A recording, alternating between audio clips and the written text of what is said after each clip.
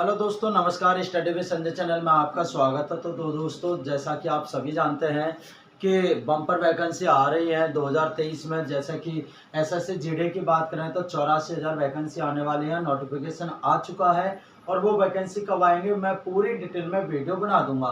तो एसएससी ही जैसे कि यूपी के अंदर यूपी ट्रिपल एससी अदर सभी जॉबों के लिए यहाँ पर एक क्वालिफाई नेचर का होता है एग्जाम।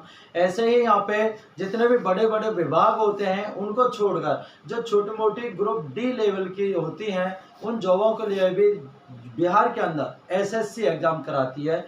जैसे यूपी के अंदर यूपी ट्रिपल एससी कराती है, इसी प्रकार बिहार के अंदर एसएससी कराती है। ठीक है, तो देखो एसएससी के अंदर हम बात करें बिहार एसएससी 2023, तो वहाँ पे 11,000 वैकेंसी आ चुकी हैं।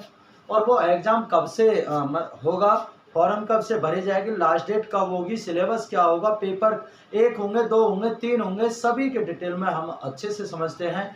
तो दोस्तों चलिए तो स्टार्ट करते हैं इस वीडियो को।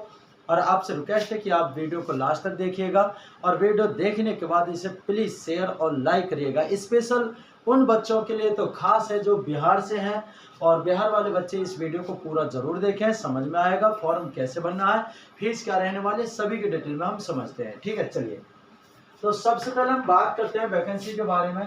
तो देखो वैकेंसी कितनी है, वैकेंसी 11,000। मैंने यहाँ पे 11,000 लिखा है लेकिन 11,098 वैकेंसी है, 11,098, यानी कि आप समझ सकते हैं 11,098 वैकेंसी अपने आप में बहुत बड़ी है एसएससी के अंदर, जो कि बिहार के स्पेशल के लिए।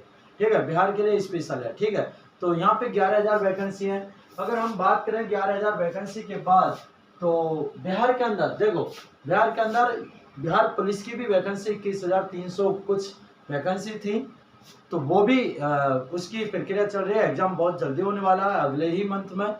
और ऐसे ही बिहार शिक्षक भर्ती की बात करें तो बिहार में शिक्षकों की बहुत बड़ी वैकेंसी आ चुकी थी।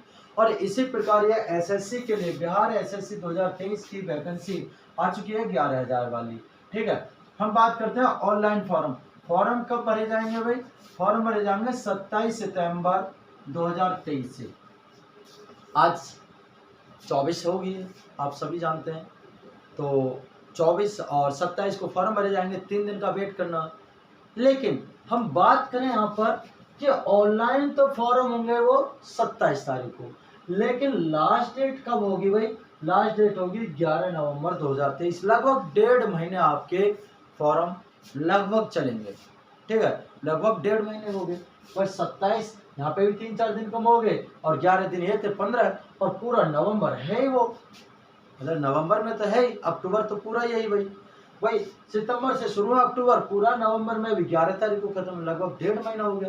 तो 1.5 महीने का जो फॉर्म भरने की डेट है, इससे जाहिर सी एक बात तो सिद्ध होती है कि फॉर्म जब इतने रेज के भरे जाएंगे तो कहीं ना कहीं पेपर भी बहुत पीछे हटता चला जाएगा।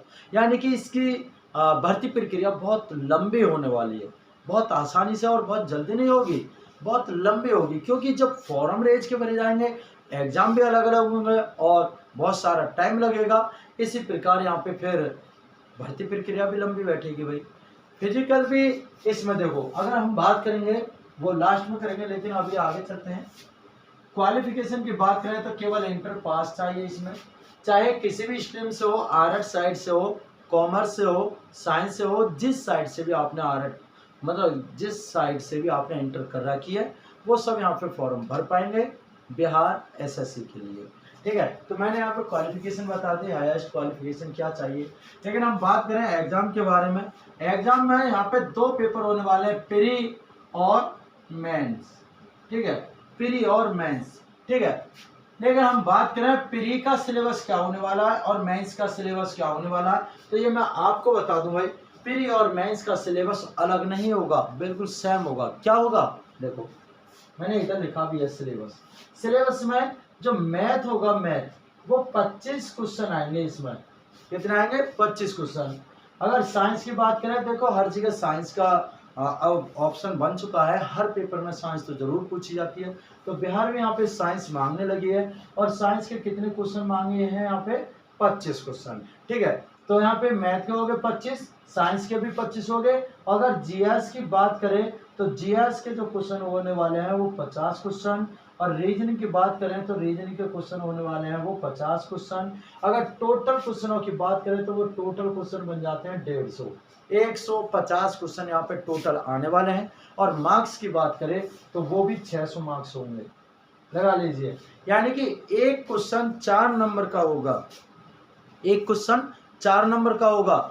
और नेगेटिव की बात करें तो नेगेटिव 1/4 की होगी।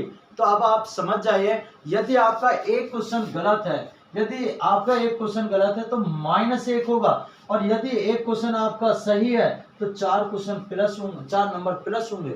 अब लगा लीजिए, घटेगा 1 बढ़ेगा 4, एक क्वेश्चन सही करने पर 4 नंबर और एक क्वेश्चन गलत करने पर 1 नंबर। तो आप जान सकते हैं नेगेटिव यहाँ पे बहुत बड़ी नहीं है, बहुत अच्छी, यानी कि जिसे बोलते हैं बच्चे के लिए जो चाहिए वो नेगेटिव दी गई है। यहाँ पे ये नहीं है कि 1/2 है और एक ही नंबर का पेपर है, क्वेश्चन है, नहीं, वहाँ पे बहुत टफ हो जाती है। 1/3 भी टफ होती है, लेकिन यहाँ पे 1/4 है, और जहाँ पे एक क्वेश्चन 4 नंबर का है तो बहुत कम, ना के बराबर यहाँ पे मतलब कि नेगेटिव दी हुई है। तो समझ गए होंगे भाई, नेगेटिव के बारे में बताया मैंने 1/4 की। अगर सिलेबस की बात करें तो फर्स्ट पेपर के लिए भी यही सिलेबस होगा पूरा, और सेकंड पेपर के लिए भी यही होगा। लेकिन हम बात करें प्री में, प्री तो सबको क्वालिफाई करना होगा भाई, ये तो आप सभी जानते हैं। प्री जो होगा वो सबको क्वालिफाई करना, जितने अधिक से अधिक नंबर ला सकते हैं, जितने अधिक से अधिक नंबर ला सकते हैं वो बच्चे, यानी कि आप सेकंड के लिए जा पाएंगे। अगर हम बात करें 11,000 की, कि 11,000 वैकेंसी है, 11,000, तो इसके 5 गुना की बात करें तो 55,000 वैकेंसी बन जाती है ये, ठीक है, 55,000 पद हो जाएंगे। अगर प्री एग्जाम में अगर 5 गुना पास करते हैं तो 11,000 के लगभग 55,000 यहाँ पे बच्चे सेलेक्ट हो जाएंगे सेकंड पेपर के लिए। समझ में आया? अब सेकंड पेपर की भी अलग कंडीशन दे दिया कि सेकंड के अंदर भी 2 पेपर होने वाले हैं, यानी प्री तो अलग हो गया, लेकिन सेकंड जो पेपर होगा उसमें भी 2 होंगे। तो सेकंड जो पेपर होगा उसका सिलेबस तो यही होगा, लेकिन फर्स्ट वाला क्या होगा? फर्स्ट वाले के लिए देखो, एग्जाम फर्स्ट मैंने लिखा, यानी कि जो मेन है, मेंस जो है उसके अंदर 2 पेपर होने वाले हैं, जिसमें से सेकंड पेपर यही होगा, और फर्स्ट पेपर जो होगा वो होगा हिंदी का, यानी कि फर्स्ट पेपर, और वो 100 क्वेश्चन का होगा, और यहाँ पे 4 नंबर का एक क्वेश्चन होगा, यानी 400 मार्क्स का आपका ये हिंदी का पेपर होने वाला है, 100 क्वेश्चन वाला।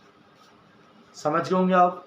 समझ जाइएगा और भी कि जो एग्जाम फर्स्ट होगा वो हिंदी का होगा, सेकंड मेंस के लिए बोल रहा हूँ, लेकिन 100 नंबर का होगा और 400 मार्क्स का होगा। यहाँ पे भी नेगेटिव की बात करूं तो 1/4 होगी, यानी कि 1/4 इसकी नेगेटिव निकालते हैं तो लगभग 120 क्वेश्चन आपको सही करके आने हैं।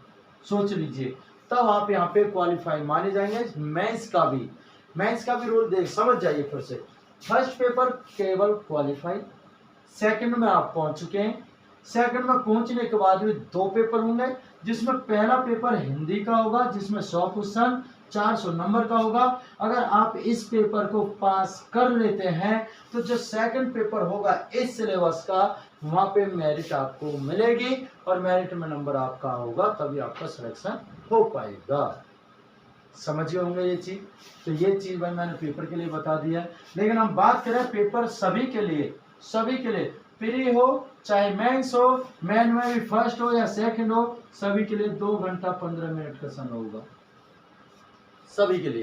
देखो, प्री में 150 क्वेश्चन थे, तब भी 2 घंटे 15 मिनट, और यहाँ पे सेकंड पेपर था उसमें भी 150 क्वेश्चन के लिए 2 घंटे 15 मिनट, और यहाँ पे हिंदी का जो एग्जाम होगा फर्स्ट, वहाँ पे भी 2 घंटे 15 मिनट का ही समय मिलेगा। यानी आप मान सकते हैं मेंस के अंदर फर्स्ट पेपर के लिए तो टाइमिंग की बहुत भरमार है।